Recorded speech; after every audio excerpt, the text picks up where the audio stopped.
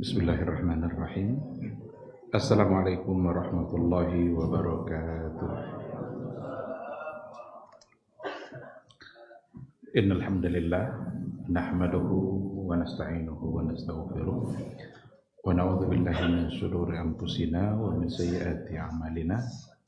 May yahdihillahu fala mudilla lahu wa may yudlilhu falan tajida lahu waliyyan mursyida. Asyhadu an la ilaha illallah wahdahu la syarika lah wa asyhadu anna Muhammadan abduhu wa rasuluhu la nabiyya wa la rasula ba'dah. Ikhwati fillah, hadirin hadirat, Bapak-bapak, Ibu-ibu yang dimuliakan Allah. Bersyukur kita kepada Allah Subhanahu wa taala.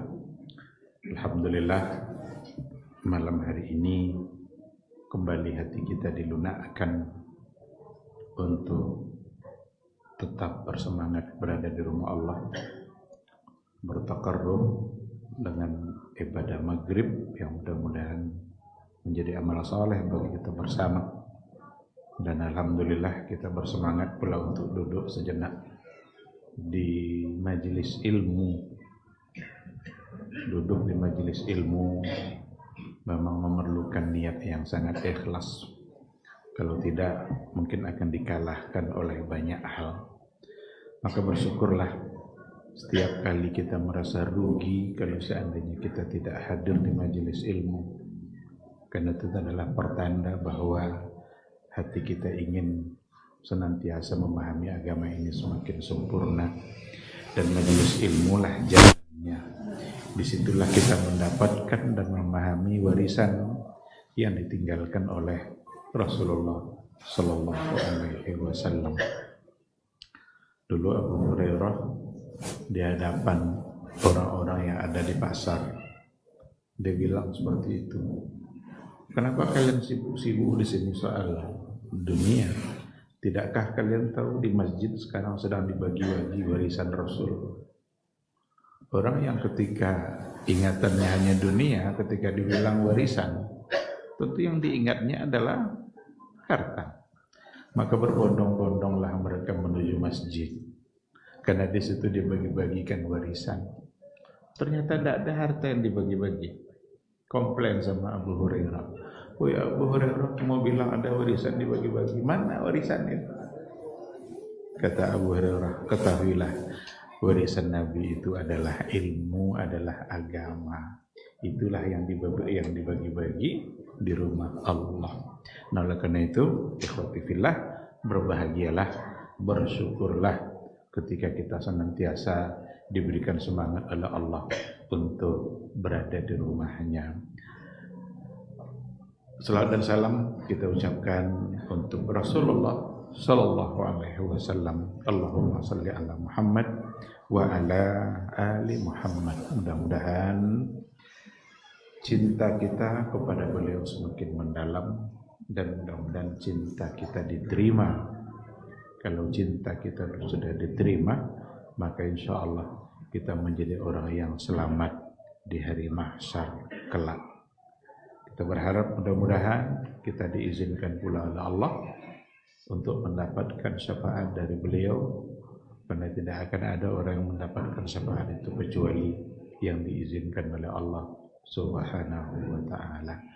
Amin, amin ya rabbal alamin. Ikhwati fillah, ma'asyiral hadirin wal hadirat, rahimani Allah wa iyyakum. Kembali malam hari ini kita akan melanjutkan kajian sirah nabawiyah, mencoba untuk membahas sejarah perjalanan dari kehidupan Nabi, tidak sekedar membaca hari dan tanggalnya, tapi untuk mengambil ibrah, mengambil pelajaran. Karena setiap langkah dalam kehidupan Nabi kita itu memang syarat dengan hikmah dan ibrah yang pantas untuk kita jadikan landasan dalam menjalani kehidupan beragama, kehidupan berkeluarga, kehidupan berdakwah, kehidupan bermuamalah, kehidupan dalam segala hal. Karena memang dialah yang memang pantas untuk kita tauladani. insya Allah kita akan ambil bahasan asalibul musyrikin fi muharabatid dakwah, bagaimana uslub orang-orang musyrik dalam memerangi dakwah Nabi, bagaimana cara mereka. Tapi sebelum masuk ke situ ada pembahasan singkat di sini. Dikatakan bahwa ketika banyak ujian dan cobaan di jalan dakwahnya Nabi, ternyata memang dakwah itu merupakan sunnah Allah yang sudah ada sebelumnya. Karena tidak ada di antara nabi manapun yang dalam menyampaikan dakwahnya kecuali selalu mendapatkan tantangan. Dan itu ujian bagi mereka. Tengok umpamanya sejarah atau kisah Nabi Nuh. Bagaimana Nabi Nuh itu diejek, dihina, diremehkan oleh kaumnya. Ketika dia membawa sebuah ajaran yang memang ajaran itu bertentangan dengan kebiasaan-kebiasaan yang mereka lakukan. Pada masa Nabi Nuh lah bermula penyembahan terhadap patung-patung. Orang kalau meminta, maka mereka meminta kepada patung. Dan itu adalah patung-patungnya orang-orang yang saleh. Ketika diajak untuk menentang itu, membawa satu ajaran yang berbeda dengan yang mereka yakini, itu mendapatkan rintangan yang luar biasa. Sampai 950 tahun. Alfasanatin illa khamsina ama.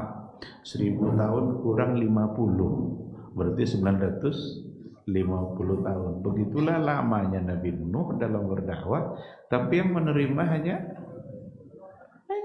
beberapa orang saja.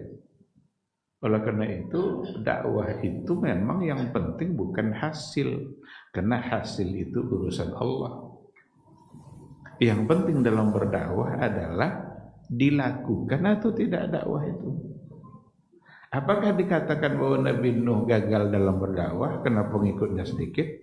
Tidak ada yang gagal orang yang berdakwah.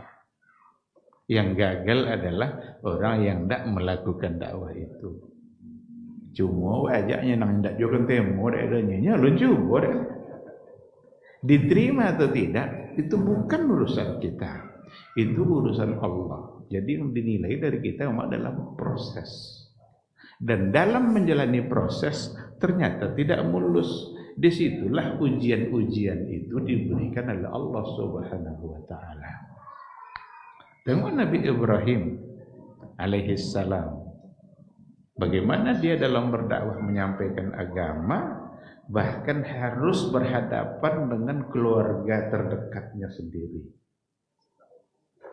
dalam menyampaikan kebenaran. Dan nampaknya memang menyampaikan kebenaran di hadapan keluarga sendiri ternyata memang lebih sulit, lebih berat. Dan itu yang dihadapi oleh nabi-nabi, termasuk diantaranya Nabi Ibrahim alaihissalam, yang dia mesti mendakwah ayahnya. Nabi Nuh mendakwah anaknya. Nabi Lut kaumnya, ada istrinya. Berarti kan ini di balik itu semua kan ada landasan tempat kita berpijak pada saat kita berdakwah. Karena ternyata memang ibtila itu ujian memang harus ada. Ujian itulah yang membuat seseorang menjadi matang. Bahkan hidup dan mati itu sendiri ternyata tujuannya hanyalah untuk ujian.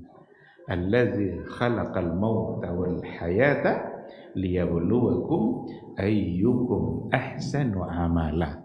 Dialah Allah yang menciptakan hidup dan mati. Untuk apa? Untuk supaya kalian itu diuji. Siapa di antara kalian yang paling ahsan amala, yang paling baik amalnya, yang paling profesional dalam menghadapi ujian, yang paling sabar dalam melewati tantangan-tantangan, siapa di antara kalian? Karena itu hanyalah tangga untuk menuju kemuliaan yang berikutnya. Jadi ujian itu hanyalah tangga untuk mendapatkan kemuliaan yang lebih tinggi. Andaikan kehidupan dakwah tidak ada ujian, mulus-mulus saja, barangkali ya kita akan kurang kreatif. Tapi dengan adanya tantangan-tantangan itu ada ada peribahasa Arab, al-hajatu ummul ikhtira'. Hajat itu pangkal untuk menemukan solusi. Jadi hajat kita itu adalah modal untuk menemukan ikhtira', sesuatu yang berinovasi. Kita mendapatkan solusi. Bagaimana caranya kalau begini? Bagaimana caranya kalau begini? Dan itulah yang akan dinilai oleh Allah Subhanahu wa ta'ala. Bahkan semakin berat tantangan yang dihadapi oleh para nabi, maka semakin berbeda pula kemuliaannya di sisi Allah. Maka ada yang disebut dengan ulul azmi. Ulul azmi, mereka yang punya azam yang kuat, tekad yang kuat, dan mereka itu adalah nabi-nabi yang memang mendapatkan tantangan dakwah yang sangat berat. Itulah tadi contohnya Nabi Nuh, Nabi Ibrahim, Nabi Musa, Nabi Isa dan Nabi Muhammad sallallahu alaihi wasallam. Yang paling berat bisa saja nabi kita. Kenapa demikian? Karena semua bentuk maksiat yang ada pada nabi-nabi sebelumnya ada pada masa Nabi Muhammad sallallahu alaihi wasallam, dan penentang-penentangnya sempurna dalam menentang dakwahnya Rasul dengan berbagai macam cara yang mereka lakukan. Nah, oleh karena itu dijelaskan juga di sini ada beberapa manfaat kenapa harus ada ujian. Di antara faedah dari ujian itu ya yang pertama sekali tasfiyat an-nufus. Tasfiyah itu untuk membersihkan jiwa kita. Dengan adanya ujian, jiwa kita semakin bersih, semakin dekat kita dengan Allah. Karena banyak orang yang lalai ketika senang-senang aja, ketika mudah-mudah aja yang dia jalani itu lalai dia, bahkan dikiranya keberhasilannya itu karena dia. Jadi kalau lagi mendapatkan hal-hal yang baik, banyak orang yang lalai. Tapi sekarang ketika dia diuji, apakah dia masih tetap seperti itu atau ternyata dia sudah berubah? Orang ketika dalam keadaan sulit dan memang keimanan tetap bertahan, itulah yang akan diinginkan sebenarnya. Jangan sampai ketika diuji dengan kesulitan, kadang-kadang iman bisa berubah. Ketika diberikan kesenangan, oke. Tapi ketika dalam keadaan sulit, apakah keimanannya masih seperti itu? Atau jangan-jangan dia mencoba mencari jalan bahagia meskipun terkadang bertentangan dengan yang diinginkan oleh Allah Subhanahu wa ta'ala. Maka iman itu sesuatu yang paling membuat kita bahagia. Maka kita perlu diuji dalam kebahagiaan kita. Ahasiban nas ayyutraku ayyakulu amanna wa hum la yuftanun. Apakah manusia itu mengira bahwa mereka dibiarkan aja ngomong kami beriman, wa hum la yuftanun, sementara mereka tidak diuji. Yuftanun itu tidak difitnah. Fitnah itu bermakna ibtila. Fitnah itu diantara maknanya adalah ujian. Jadi Allah tidak akan membiarkan kita ngomong kami beriman, saya beriman. Iya atau tidak kamu beriman? Diuji. Pada saat ujian itu datang, bagaimana dia menghadapi ujian itu? Dia betapa berbahagianya ketika dia mendapatkan anak, diberikan oleh Allah apa yang dia inginkan.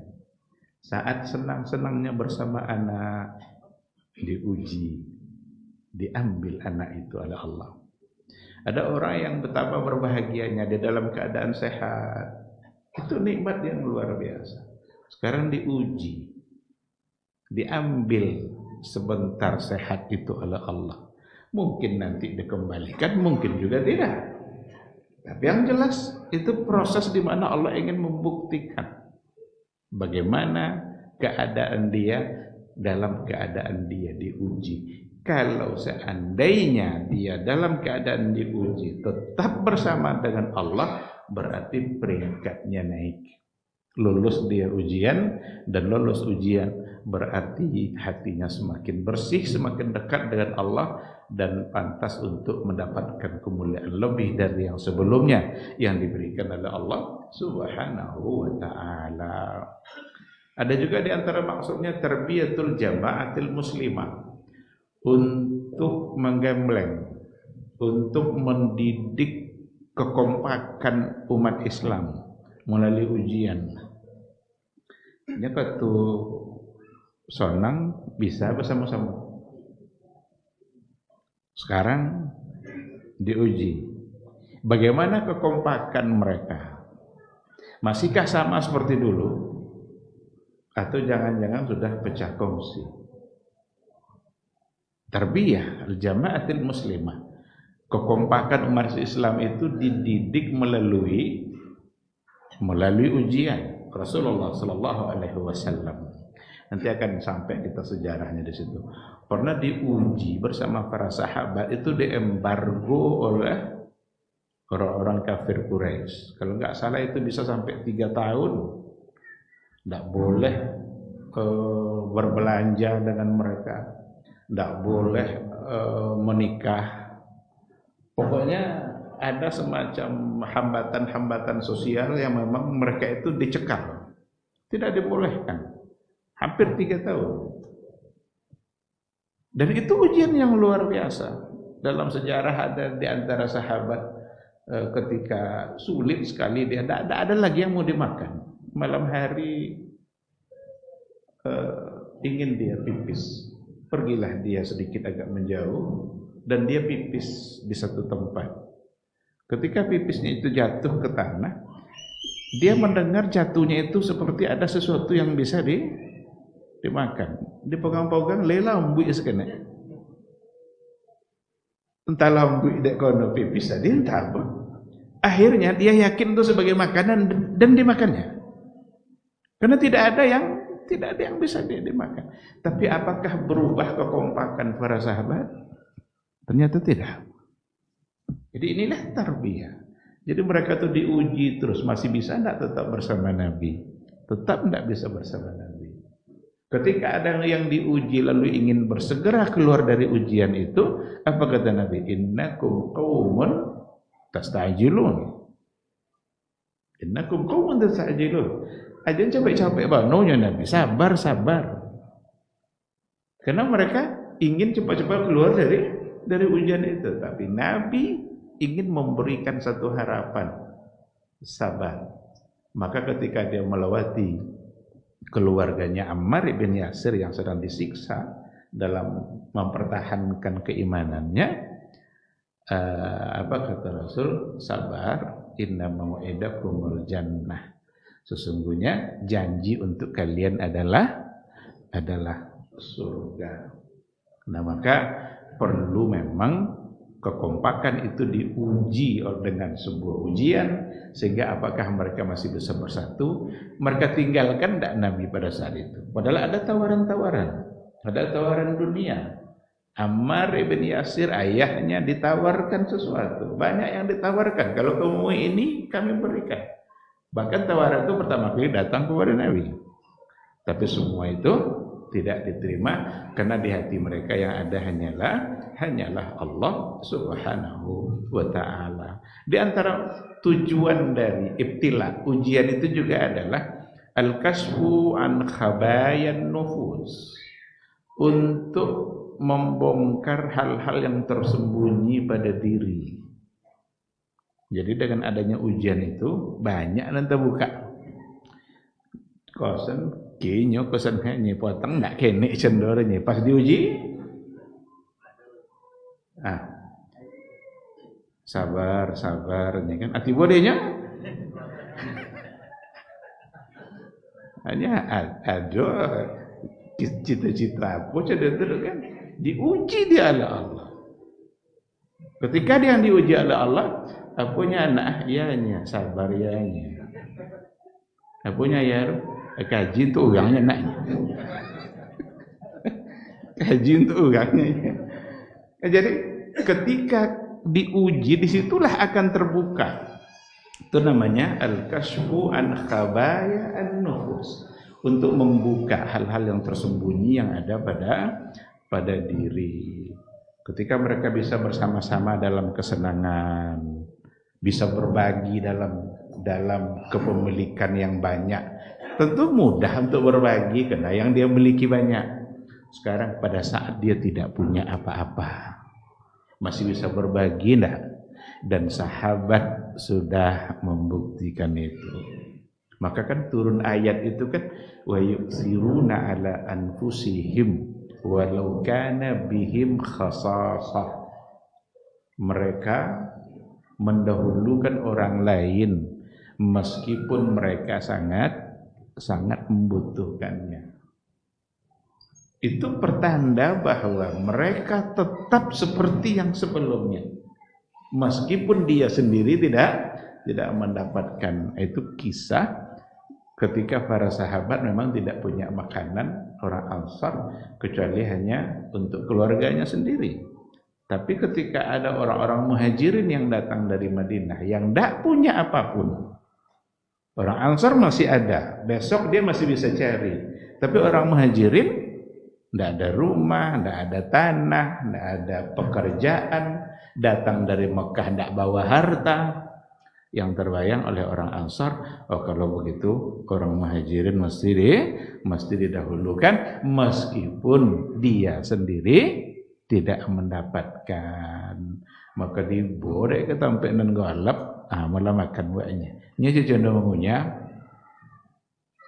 Orang muhajirin yakin kalau dia juga sudah makan, ternyata dia cuma ngunyah-ngunyah kosong. Dan pada saat itu orang muhajirin barulah memakan makanan itu. Turun ayatnya kepada Nabi besoknya, wa yu'thiruna ala anfusihim walau kana bihim khasasah. Mereka mendahulukan orang lain meskipun mereka sangat membutuhkan. Jadi persaudaraan itu betul-betul akan diuji oleh Allah. Jika persaudaraan itu dibangun karena Allah, maka yakinlah akan bertahan lama. Tapi kalau seandainya kebersamaan dibangun di atas kepentingan diri pribadi, habis kepentingan, maka selesai pula kebersamaannya. Ikhwati fillah, ma'asyiral hadirin wal hadirat rahimani Allahu wa iyyakum. Ada banyak ini ya, ada banyak faedah sebenarnya. Di antaranya juga adalah al-i'dad al-haqiqi li tahammulil amanah, untuk memberikan cara mempersiapkan dengan persiapan yang sebenarnya untuk membawa amanah. Ini amanah, ini berat. Jadi akan hanya bisa dibawa oleh orang-orang yang memang kekuatan imannya full. Karena amanah ini berat. Amanah menyampaikan Islam.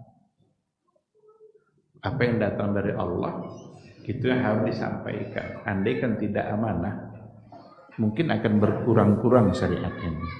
Itulah sebabnya Jibril itu nama gelarnya Al-Amin. Nazala bihi Ar-Ruhul Amin. Islam itu dibawa oleh Ruhul Amin, itu Jibril. Diterima di bawah oleh Al-Amin, Muhammad Al-Amin sallallahu alaihi wasallam. Jadi Jibril itu Al-Amin, Nabi Muhammad juga Al-Amin. Maka Islam itu intinya memang itu sebagai sebuah amanah besar. Yang membawanya amanah, yang menerima amanah. Apa yang dibawa itu juga sebuah amanah besar. Coba kalau Jibril tidak amanah. Subhana Allah Ta'ala Jibril bawa 10 ayatnya. Itu tidak amanah. 8 sampai enggak. Diterima pula oleh orang yang tidak amanah.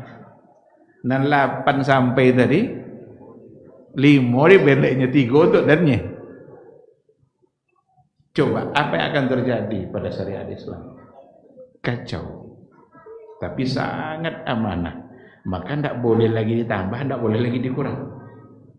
Kalau seandainya kita coba tambah-tambah lagi, berarti kita menganggap ada yang tidak disampaikan oleh, ada yang kurang yang belum disampaikan beliau. Kalau masih kita tambah. Atau yang disampaikannya kita tidak pula mau menyampaikan secara utuh, berarti mengurangi amanah. Nah, oleh karena itu, ikhwati fillah, caranya oleh Allah supaya benar-benar mampu membawa amanah, mereka diuji. Kalau mereka tetap bersama Allah saat ujian itu, maka yakinlah insya Allah mereka akan mampu untuk menyampaikan amanah. Maka semua yang disampaikan oleh Nabi, itu pula yang disampaikan oleh para sahabat, itu pula yang diterima oleh para tabi'in, tanpa dikurangi dan tanpa ditambah-tambah. Ma'asyiral hadirin wal hadirat rahimani Allahu wa iyyakum.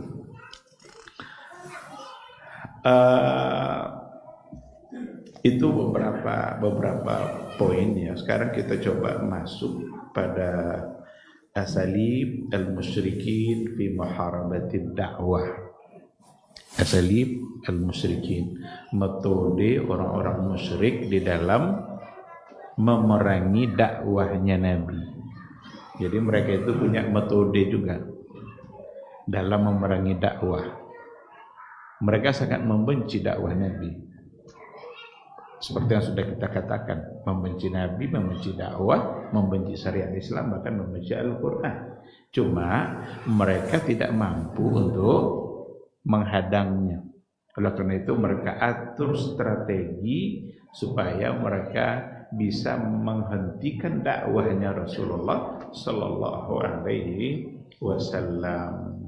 Yang pertama sekali yang mereka lakukan adalah muhawalatu Quraisy liibadi Abi Thalib an munasarati wa himayati Rasulullah Sallallahu Alaihi Wasallam. Orang Quraisy pertama kali yang mereka lakukan adalah mencoba untuk menjauhkan Abu Thalib. Dan jadi mereka berupaya supaya Abu Thalib itu tidak lagi membantu dan membela Nabi dalam berdakwah.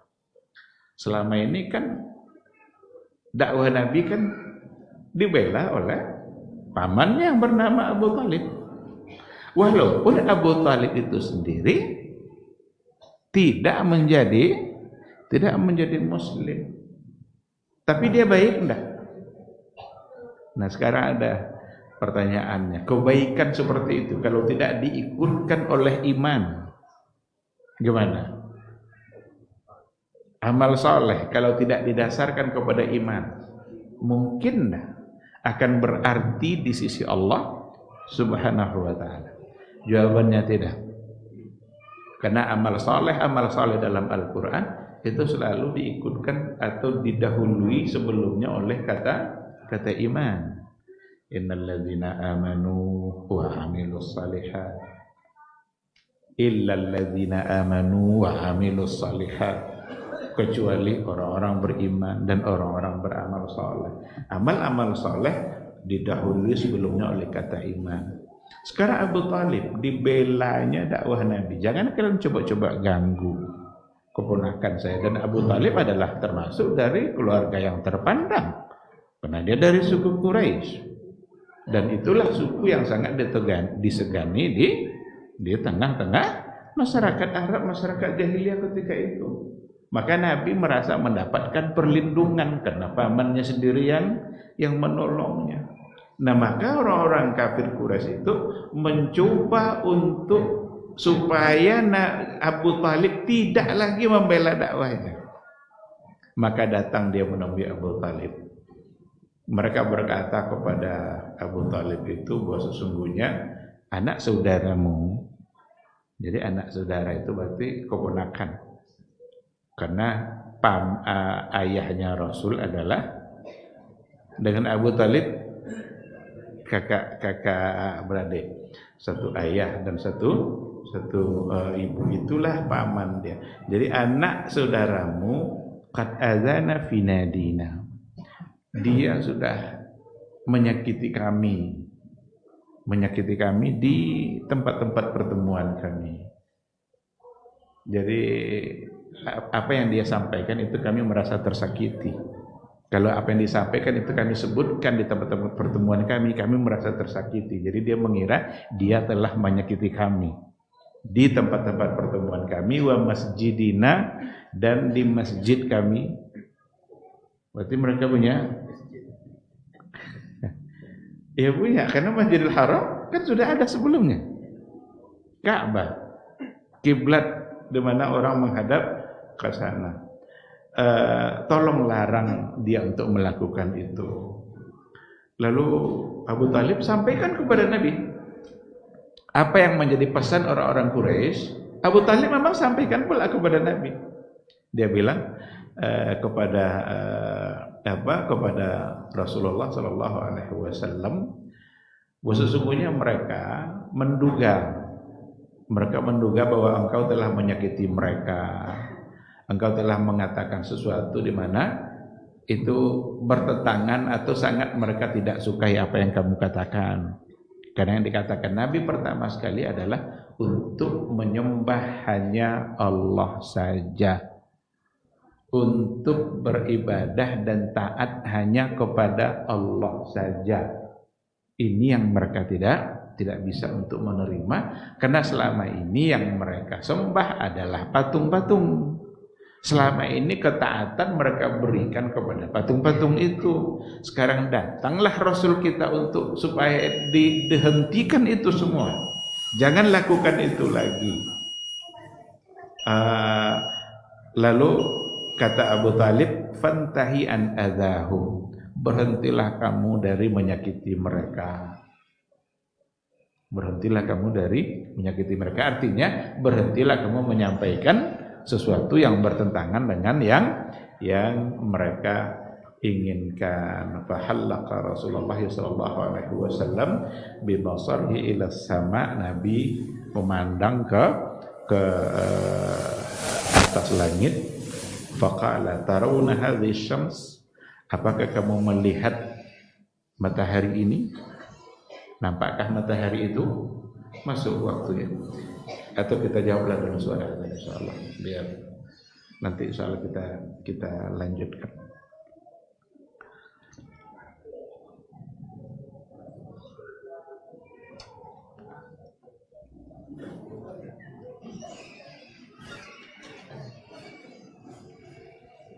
Allahu Akbar, Allahu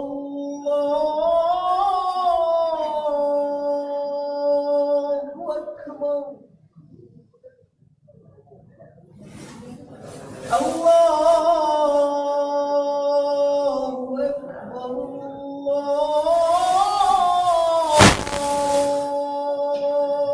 Akbar. أشهد أن لا إله إلا الله،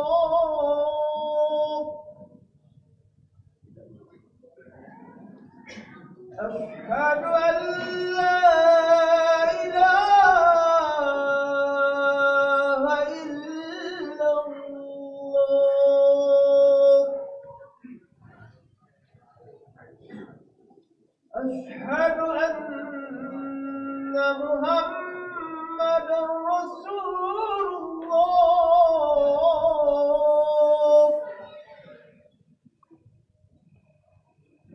أشهد أن محمدا رسول الله.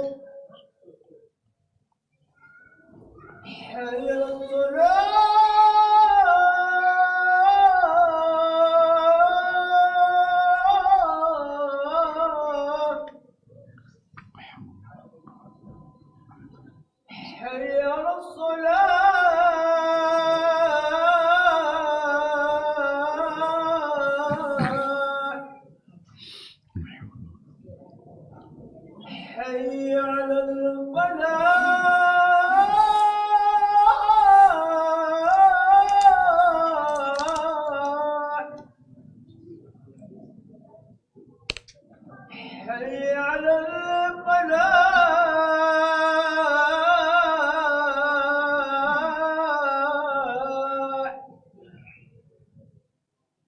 الله أكبر الله أكبر لا إله إلا الله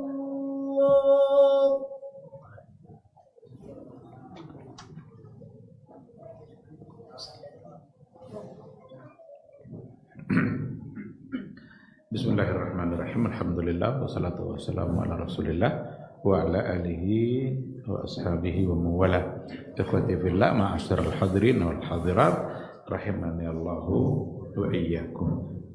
Kita kembali kepada kisah di mana orang-orang jahiliyah, petinggi-petinggi jahiliyah datang menemui pamannya Abu Talib, menawarkan supaya Abu Talib tidak lagi membela dakwahnya.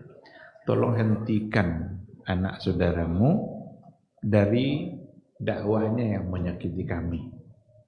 Dia telah menyakiti kami di tempat-tempat pertemuan kami dan di masjid kami dan dimanapun tempat kami berada, dia telah menyakiti kami. Dipanggillah oleh Abu Talib Nabi kita, Nabi Muhammad SAW, dan mengharapkan agar dia menghentikan itu semua. Lalu di hadapan mereka Rasul bertanya, tarawna hadhihi syams, nampak ada gelang-langit itunya, lainnya nampak ada kami ini. Kata Rasul, ma ana bi aqdar an ada dzalika minkum ala an tash'alu minha bi syu'la. Saya tidak kuat, tidak sanggup untuk meninggalkan itu. Terbit matahari itu, saya tidak bisa menghalanginya untuk terbit meskipun secercah cahaya. Dan begitu pula lah demi Allah, saya tidak sanggup untuk meninggalkan ma bu'itsu bihi. Saya tidak sanggup untuk meninggalkan apa yang memang saya diutus untuk itu. Jadi tidak bisa saya tinggalkan. Kalau untuk menahan cahaya matahari itu meskipun secercah cahaya, tidak bisa ditahan. Saya juga nggak akan bisa menghentikan. Karena memang saya ini diutus adalah untuk itu. Jadi tidak akan pernah saya meninggalkan itu, sebab hadirnya saya diutus oleh Allah memang adalah untuk menyampaikan itu. Perkara kalian merasa tersakiti, itu urusan kalian. Karena tujuannya bukan untuk menyakiti. Tujuannya adalah untuk mengajak kebenaran kepada kebenaran. Jadi kalau diajak kepada kebenaran lalu ada orang yang tersakiti, itu urusan orang itu. Tidak mungkin kita yang harus meninggalkan ajakan kepada kebenaran itu karena ada orang yang tersakiti. Kalau itu konsepnya, tidak ada dakwah nanti. Saat kita bilang jangan maling, tersinggung orang maling. Itu datang ke awak dan sakit hati, tidak ada batang dunia, jangan cuci bolehnya. Wah tinggal? Tidak. Jangan makan riba, tersinggung lo yang membuat riba jangan. Jangan berzina, tersinggung lo yang pelaku itu. Sekarang ketika Nabi mengatakan jangan sembah kecuali hanya Allah, tersinggunglah orang Quraisy. Mereka merasa tersakiti.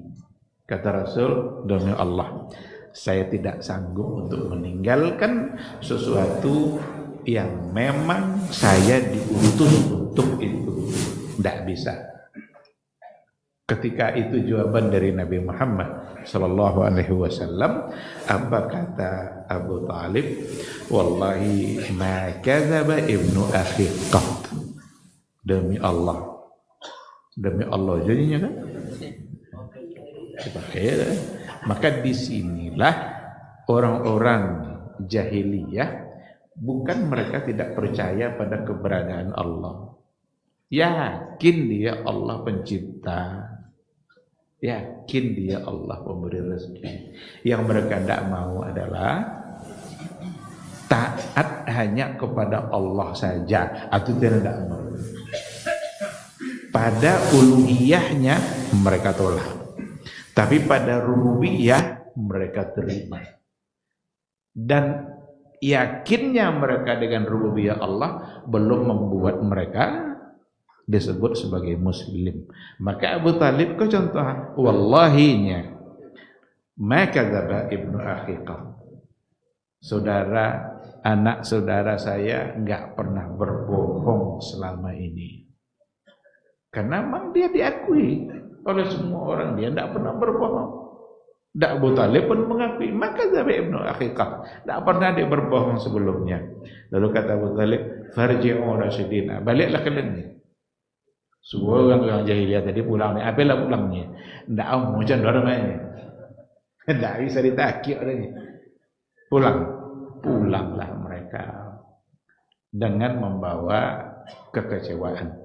Karena ternyata orang yang paling membela dakwah Nabi, dia tidak sanggup untuk meninggalkan pembelaannya. Itulah sebabnya ketika Abu Talib itu wafat, Nabi merasa sangat sedih karena kehilangan salah satu dari benteng yang selama ini membelanya dalam berdakwah. Ketika dia meninggal, tidak ada lagi yang disegani sama orang-orang Quraisy. Lantiangan, karena orang yang mereka segani sudah meninggal. Apakah orang-orang Quraisy merasa putus asa dengan percobaan awal tadi karena gagal? Ternyata tidak. Apalagi yang dilakukan oleh orang Quraisy. Setelah itu, orang-orang Quraisy itu melakukan usaha yang lebih ditolak lagi oleh Abu Talib. Apa yang mereka lakukan? Masyau ilaihi bi Umar ibn al-Walid ibn al-Mughirah. Jadi orang-orang petinggi Quraisy itu di bawahnya seorang pemuda namanya Umar ibn al-Walid ibn al-Mughirah. Ini seorang pemuda yang sangat tampan, dibawa kepada Abu Talib. Waqalu lahu, apa kata mereka kepada Abu Talib? Ya Abu Talib, hadza Umar ibn al-Walid. Koha Umar ibn al-Walid, anhadu fatan fi Quraisy. Ini pemuda yang paling top. Pemuda yang paling top di Quraisy. Umar ibn al-Walid wa ajmaluha, yang paling tampan. Fakhudhu, ambil pemuda ini, tapi ganti serahkan kepada kami anak saudaramu. Jadi ambil pemuda aku ganti, yang cerdik, yang ganteng, ambillah segala kebaikan yang ada pada dia, tapi serahkan kepada kami Muhammad.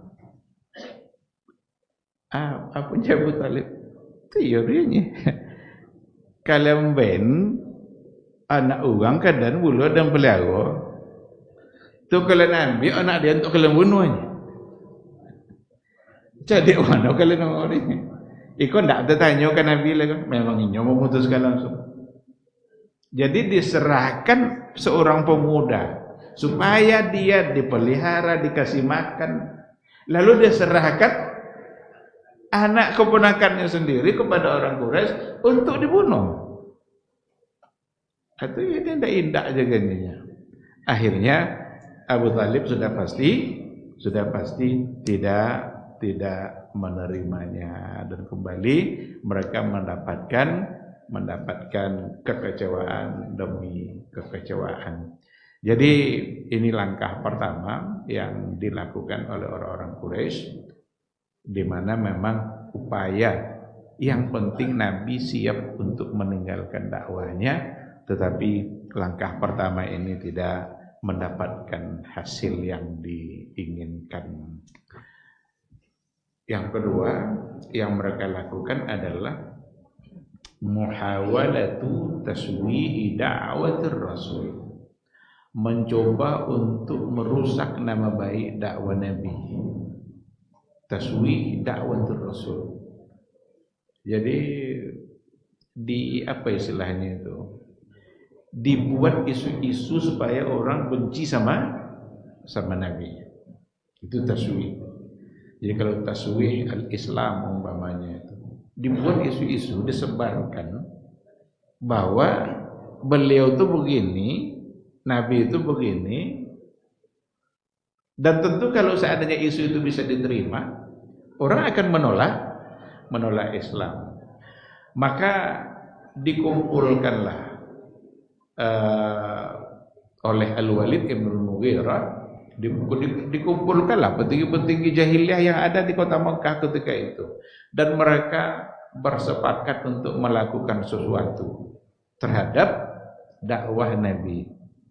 Ketika mereka berkumpul, kata mereka, "Eko sebentar lagi musim haji. Sebentar lagi akan musim haji, dan musim haji itu biasanya banyak orang-orang berdatangan dari berbagai wilayah.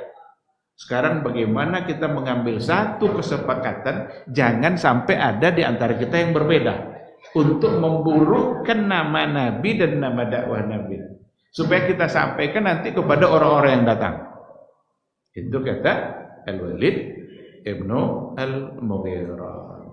Ada banyak petinggi ketika itu,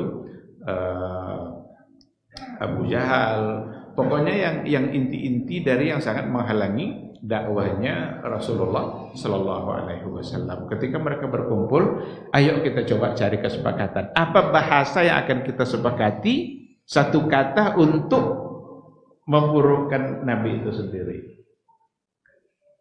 Ada yang mengusulkan, bagaimana kalau kita katakan mereka adalah kahin. Kahin itu tukang dukun, tukang tenung. Faqalu, kalau tukang dukun mahu kahin. Ini ndak dukun dudanya. Oh, beda dukun selama kayaknya kan. Jadi tentu jadi ada dukun hanya ninya ndak ada dak jadi itu ini. Itu apa dia ya? Kalau begitu bagaimana kalau kita katakan, sepakat kita untuk mengatakan nanti bahwa dia itu majnun, wong gila. Apa kata Abdul Syams tadi, Abu Abdul Syams, Walid ibn Mughirah tadi, ma huwa bimajnun. Tidak mungkin sosok gila. Jadi tadi katanya kan, ayo kita cari satu kata. Sepakat ndak awak aduhannya. Itu aja lah payah sepakat. Jadi dalam kesepakatan mereka itu payah untuk mencari kata yang bisa mereka sepakati. Setiap kali diusulkan, ndak suaranya ndak mungkin. Wak sebutnya gilonya. Laqad ra'ainal junun wa arafnahu. Oh, beda wak gilornya ndak pernah gilo macam itu deh. Bagaimana kalau kita akan dia sebagai syair? Kalau kita katakan syair, yang disampaikan itu hanyalah syair jahiliyah. Fakal mau bisyair. Oh beda, ini selama pun tidak lo ahli dalam. Inilah mungkin hikmah Nabi itu, jangankan bersyair, menulis saja tidak bisa. Coba kalau sempat Nabi ahli dalam menulis, ahli dalam bersyair, sedangkan tidak ahli di dua hal itu saja, tetap dituduhkan. Maka ketika ada yang mengusulkan, tidak mungkin, pasti yang tidak akan percaya, karena tidak terbukti selama syair-syair yang keluar dari mulut dia. Lalu yang kemudian kalau mereka berkata, bagaimana kalau kita sebut dia sebagai sahir? Sahir itu tukang sihir. Sama juga seperti tadi, ma huwa bisahir. Kalau tukang sihir doh, beda wah hembusan-hembusannya. Kan kalau zikir buah-buahnya kan. Kan enggak ada buah-buah dalam Al-Qur'an. Tahu kita selama ini tukang sihir bagaimana, tapi yang dilakukan enggak pernah ada seperti itu. Akhirnya balik kepada pemimpin rapat tadi. Atau apa tianya betul lah sadok kan? Ini coba tanya tadi kan, apa menurut kalian kata-kata yang paling pas untuk kita tuduhkan, dan jangan kita berbeda. Tidak dapat itu untuk mencari kata supaya mereka sepakat. Atau apa tianya yang ada rapat tadi? Kata beliau, nampaknya. Tapi sebelum dia ucapkan pendapatnya, dia bilang, wallahi inna liqawli ila halawah. Sungguh ungkapan yang keluar dari beliau itu la halawah, ungkapan yang sangat manis, sangat indah. Wa inna aslahu la'azq, dan sesungguhnya asalnya, pondasinya kokoh seperti pohon kurma. Wa inna far'ahu lajanah, bahkan cabang-cabangnya mekar. Itu bahasa-bahasa yang dikeluarkan oleh dia. Wa ma antum biqailina min hadza syai'an illa urifa annahu batil. Tidak akan ada di antara kalian yang mengucapkan kata-kata tadi itu, tuduhan tadi itu, sihir, gila, apa semua, illa urifa annahu batil, pasti diketahui secepatnya bahwa itu adalah ungkapan yang batil. Wa inna aqrabal qaul, tapi perkataan yang paling memungkinkan untuk kita ucapkan mungkin adalah sebagai sihir. Karena tukang sihir itu biasanya yufarriqu bainal mar'i wa baina abi. Yang biasa tukang sihir itu biasanya memisahkan antara ayah dengan anaknya, antara suami dengan istrinya. Itu biasa tukang sihir.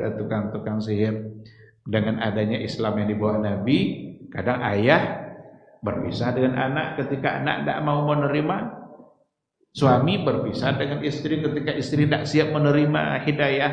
Biarlah dia berpisah dengan istrinya, yang penting hidayah. Berarti berpisah.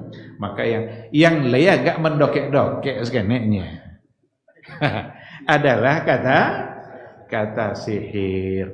Maka sepakatlah mereka untuk menuduh bahwa Nabi itu tukang sihir. Tapi pada akhirnya dengan kata sihir yang dituduhkan itu justru banyak yang Islam. Banyak Islam. Contoh Islamnya Dimad al-Azdi. Dimad al-Azdi ini dari kabilah Azid. Dia sebagai tokoh di sana. Datang ke Mekah, sampai ke telinga dia bahwa Nabi adalah tukang sihir. Ditemui deh. Datang dia menemui Nabi, dia belum masuk Islam. Ketika ia bertemu dengan Nabi, dia sampaikan yang tadi itu. Saya ini adalah orang yang biasa. Ya Muhammad inni arqi min hadhir wa inna Allah yashfi ala yadayya man yasha. Rupanya Dimad al-Azdi ini adalah orang yang biasa membaca mantra-mantra kalau ada orang sakit. Inyo yang biasa mantra-mantra. Kok iyo last yang beliau kono ada tukang sihir macam itu. Ada bisa mantra kan ya. Datang dia tujuannya adalah untuk menyembuhkan Nabi supaya tidak menjadi atau supaya lepas dari buatan-buatan sihir itu.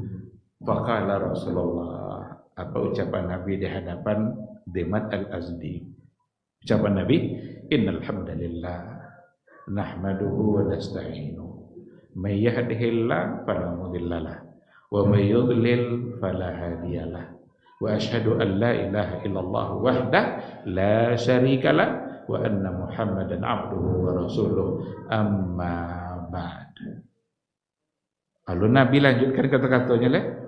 Apa kata Al-Azdi? Faqala a'id alayya kalimatik. Tolong ulang lihat kalimat tadi. Diulang lihat Nabi. Innal hamdalillah nahmaduhu wa nasta'inu sampai sada tadi.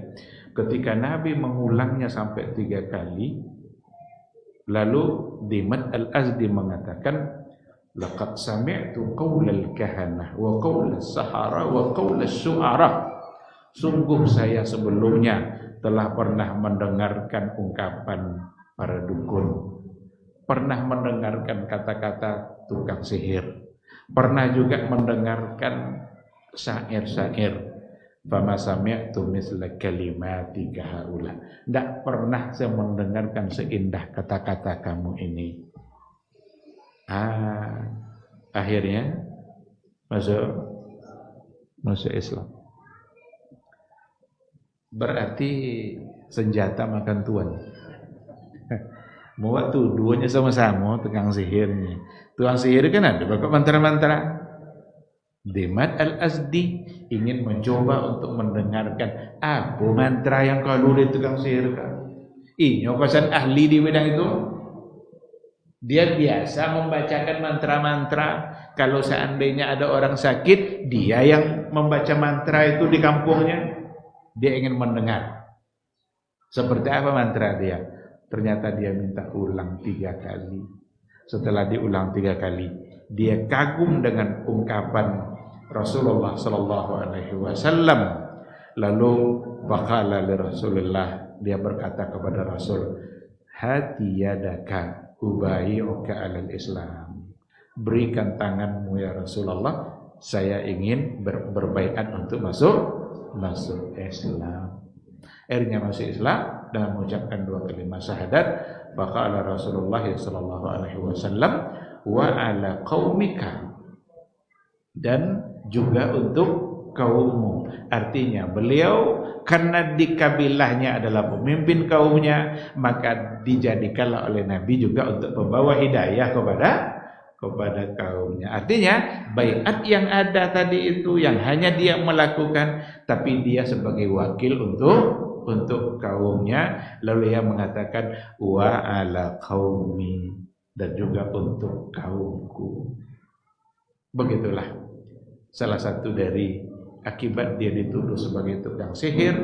Ternyata mantra-mantranya sangat tidak sesuai dengan tukang sihir. Itu dia kalau awak buat cerita mau ya kasan udah awak orang ahli kasan. Maka kono jadi dia kan. Oleh karena itu ketika dia mendengar ungkapan tadi itu, ini demi Allah, ini bukanlah sebagai ungkapan yang datang dari tukang sihir, dari tukang tenung, dari yang tadi syair. Sesungguhnya ini adalah dipastikan datang dari Allah, dan pada akhirnya dia masuk dan menerima Islam yang dibawa oleh Rasulullah sallallahu alaihi wasallam. Ada disebutkan beberapa orang yang masuk Islam pada masa itu, termasuk Amr ibnu Abbasah, bahkan termasuk diantaranya adalah Abu Dzar Al-Ghifari. Tapi barangkali kisahnya kita tidak ambil pada malam hari ini.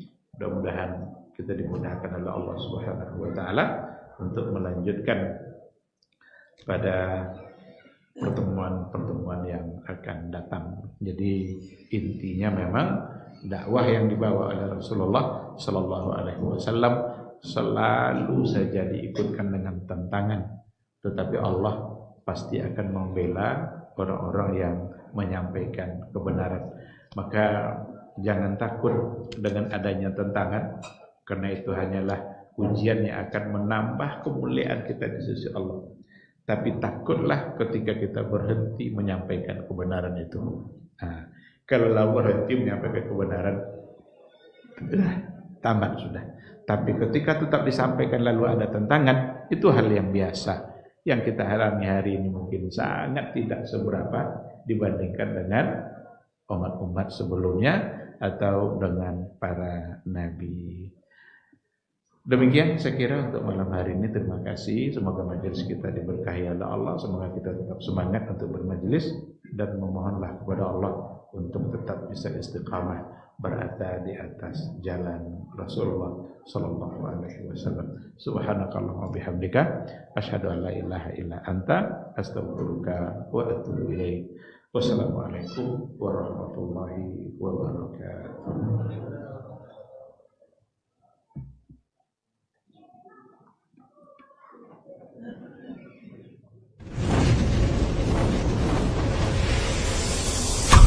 TV Sunnah, belajar agama baru alim.